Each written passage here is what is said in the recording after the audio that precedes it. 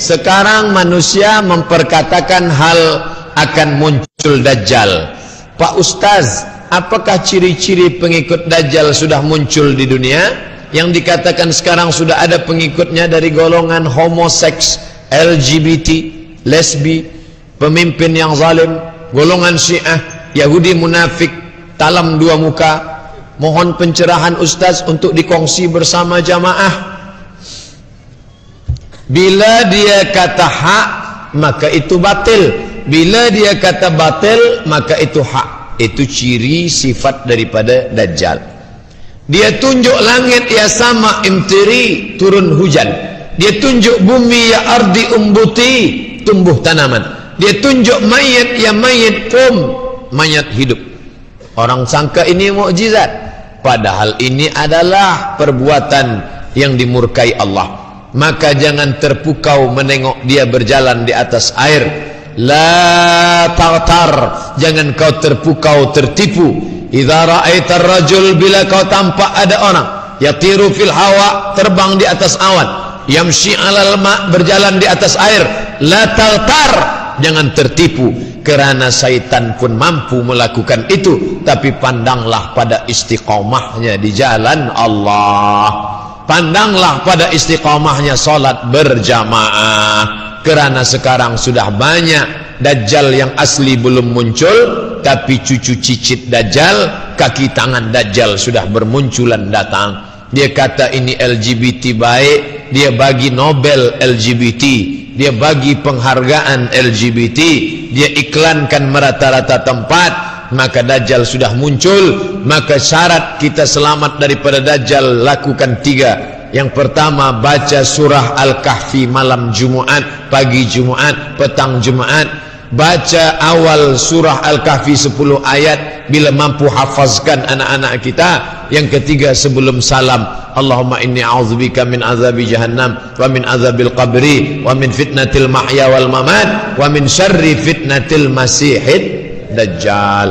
Allah tolong kita insyaallah. Intan surullah, kalau kau tolong agama Allah, Allah berjanji yansurkum innaka la tughliful mi'ad. Jangan takut pada Dajjal, tapi takutlah pada tak adanya pertolongan Allah. Jangan takut pada syaitan, tapi takutlah tak adanya istiqamah dari Allah. Minta tolong pada Allah. Idza sa'alta fas'alillah wa idza ista'anta fasta'in billah. Minta tolong, iyyaka na'budu wa iyyaka nasta'in.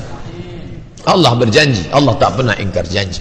Apa hukum muslim bersedekah, memberi rezekinya pada non muslim? Macam tak ada lagi orang muslim yang susah.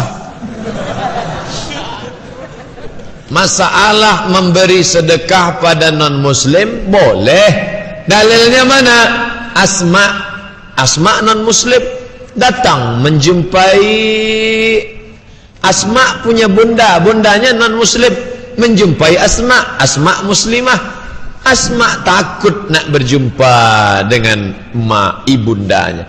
Maka dia bertanya kepada Rasulullah, Ummi qadimat, emak saya datang, wahia raghibah, dia ingin betul berjumpa dengan saya. Afa asiluha, boleh ku sambung silaturahim dengan dia? Kata Nabi, siliha, sila sambung, boleh. Afa utiha, boleh aku bagi hadiah pada dia?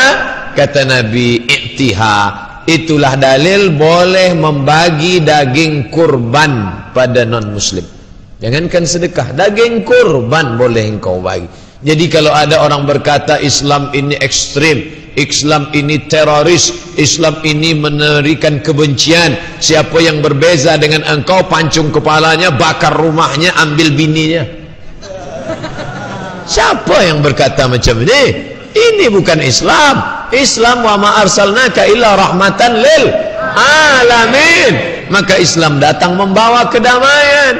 Bila engkau berkurban, maka boleh engkau bagi, tapi tentu dengan syarat. Kaum muslimin sudah dapat, yang susah-susah di antara kita dapat, tapi engkau berjiran tetangga kepada non muslim, engkau bagi pada dia, maka engkau pun dapat kebaikan. Fi kulli kabidin ratbin sadaqah, dalam setiap hati yang basah ada sedekah. Seekor anjing diambil seorang perempuan jahat, dia ambil air dari dalam perigi dengan sepatu kasutnya yang busuk berbau kotor. Perempuan itu kotor, kasutnya kotor, pada anjing yang kotor, tapi tetap dapat pahala. Mengapa? Fi kulli kabidin ratbin sadaqah, dalam hati yang basah ada sedekah. Ini dalil berbuat baik, bukan dalil nak pelihara anjing.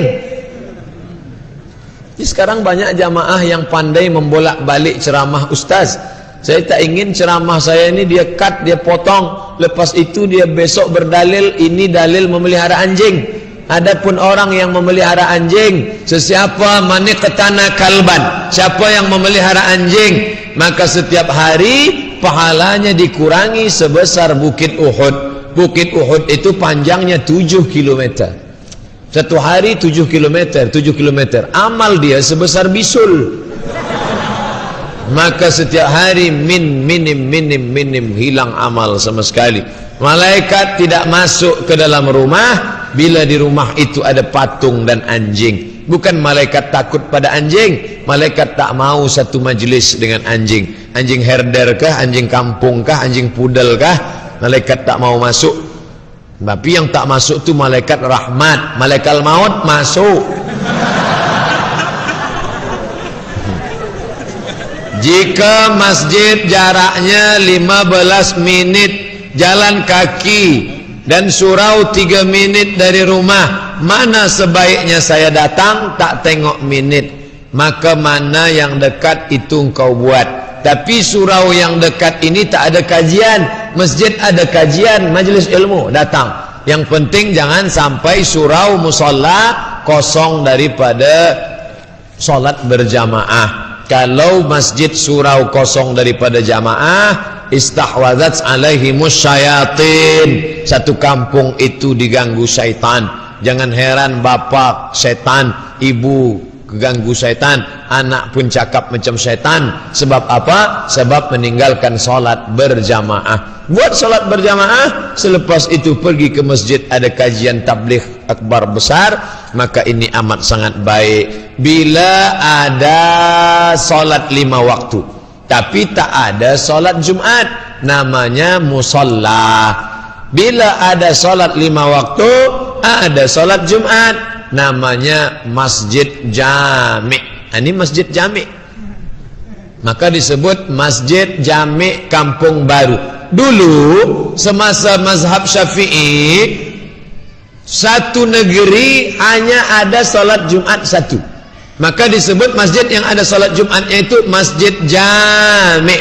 Adapun ada solat 5 waktu tapi tak ada solat Jumat, namanya masjid saja, tak ada jami'nya. Itu apa? Masjid. Itu maknanya ada solat 5 waktu tapi tak ada solat Jumat. Bila ada solat Jumatnya, masjid jami'. Tapi di tempat kita bumi Nusantara muncul macam-macam istilah. Ada musalla, ada surau, ada kalau di Jawa langgar, ada madrasah, macam-macam. Itu sebenarnya masjid juga. Maka kalau masuk ke surau, usolli sunatan tahiyatal masjid, bukan tahiyatal surau. Sebab dia masjid juga. Tapi yang ada solat Jumatnya masjid jami', pahalanya sama. Engkau kenapa tak pernah ke surau? Sebab pahala tak banyak. Kenapa tak ke masjid? Sebab masjid jauh. Dua-dua dia tak datang. Ini tak betul. Bagaimana hukumnya kalau orang tua tak mau membagi tanah pusaka kepada anak-anaknya? Bila ayah kita mati meninggal dunia, maka ibu mendapat 1/8 kerana ada anak. Sedangkan bakinya dibagilah kepada anak. Lidzakari mithlu hazzil unsayain. Ibu takut membagi, sebab dia bagi nanti anak mengusir dia dari rumah itu. Anaknya tak terlampau pengganas, menantunya yang dia khawatirkan. Maka oleh sebab itu dia tahan saja. Maka duduklah bersama. Bunda jangan takut, jangan khawatir, kami tidak akan usir daripada rumah ini. Harta ini masih banyak lagi. Abang, kakak yang banyak harta, ini rumah bagian kalian, jaga bunda sampai malaikat maut datang. Sedangkan yang tanah di sana, ada di sana kedai, itu bagi kami yang rezeki agak kurang sikit, kami nak jual. Wa amruhum syura bainahum. Jangan kerana sudah mengaji, tahu hukum fikah, ayah meninggal, dipanggil bunda. Bunda, duduk sini. Assalamualaikum warahmatullahi wabarakatuh. Bunda hanya dapat 1/8 sahaja. Kami nak jual rumah ini, pergi out cari rumah lain. Al-adab fauqal ilmi. Adab lebih tinggi daripada ilmu. Ingat, surga. Aku ingin ikut mati syahid jihad, kerana orang yang mati syahid tak merasakan sakaratul maut, melainkan seperti cubitan pada kulit sahaja. Aku ingin mati syahid, ingin supaya masuk surga tanpa hisab. Aku ingin tak merasakan azab kubur. Apa kata Nabi? Alaka min ummin, bundamu masih hidup? Masih. Ilzam rijlaiha fathammal jannah. Kau jaga dia baik-baik, maka kau dapat surga. Berbaktilah kepada ibu kita. Apa betul yang boleh menggugat tanah pusaka cucu pertama dalam keluarga tersebut? Anak-anak ada, kenapa cucu? Anak, kalau ada ayah, saya datuk, saya punya anak, saya punya cucu, maka kalau saya mati, yang berhak anak-anak saya. Kecuali kalau anak mati baru ke cucu. Ini cucu tak tahu diri, kenapa dia bicara? Ayah dia masih ada lagi. Ini cucu yang tak sabar nak dapatkan harta pusaka. Itulah mengapa masukkan anak cucu kita sekolah agama, supaya dia tahu mana hak, mana kewajiban, supaya tahu dia mana yang boleh dia ambil, mana yang tidak. Masalah dia berilmu sains, teknologi, medikal, teknikal, amat sangat baik. Tapi masalah dia faham, tunjuk ajar ilmu agama, inilah yang menjadi bekal dia. Masuk ke pondok lagi baik. Andai tak pondok, paling tidak ada 5 pelajaran agama. Quran, hadis, akidah, akhlak, fiqh, bahasa Arab, sejarah Islam. Cukuplah memadai supaya dia tak menderhaka kepada orang tua. Muhammad Yafi Zafran. Apa artinya? Muhammad terpuji, Yafi menunaikan janji, Zafran, Zafran ada 2 maknanya.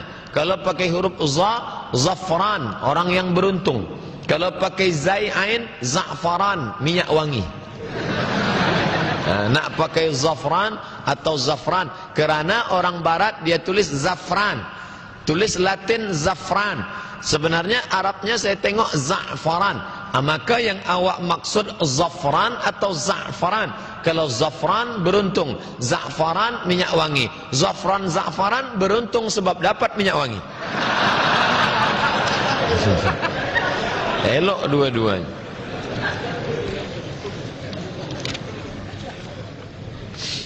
Kedua ibu bapa saya sudah meninggal. Allahumma ighfir lahum warhamhum wa'afihim wa'fu anhum. Sekarang hampir setiap hari saya amalkan menginfakkan duit ke kotak amal untuk panti tua, orang tua. Saya niatkan untuk almarhum kedua ibu bapa atas nama diri saya. Apakah amalan saya bertujuan untuk amal jariah dapat ridha Allah, sampai untuk amal jariah arwah ibu bapa? Sampai. Ustaz sampai tak sampai? Ustaz tahu dari mana? Ada report SMS dah sampai.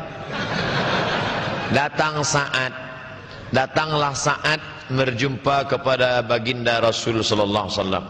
Saat ini sayang betul dengan bundanya. Ya Rasulullah, ya, ummi matat, makku sudah mati, meninggal dunia. Afa atasaddaqu anha? Bolehkah aku bersedekah? Pahalanya sampai apa tak sampai? Kata Nabi, tasaddaq, bersedekahlah. Itu dalil sedekah boleh untuk orang mati. Ayyus sadaqatu afdal? Apa sedekah yang paling afdal? Apa jawab Nabi? Saqyul ma, memberi air minum. Maka yang paling elok bagi air minum. Maka bila kita pergi ke Makkah, dalam gang jalan-jalan kecil ada kita tengok freezer tempat air minum sejuk. Dia bagi. Di Mesir, di Kahirah pun banyak. Sebab apa? Orang bersedekah air minum. Di tempat kita tak perlu lagi bersedekah air minum, kerana air sudah banyak sampai masuk ke dalam masjid. Tapi di Kuala Lumpur saya tengok di pintu masjid masjid besi tadi banyaklah botol air minum sedekah orang. Lagi baik ada orang haus dahaga dia bagi minum, maka saya pun dibagi sedekah air minum sampai 2 botol. Yang sudah dibagi mesti diminum. Bismillahirrahmanirrahim.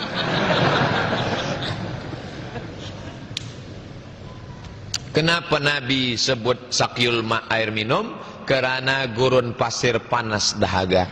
Di tempat kita nak bagi elok semua. Saya nak bagi lampu cantik untuk masjid elok.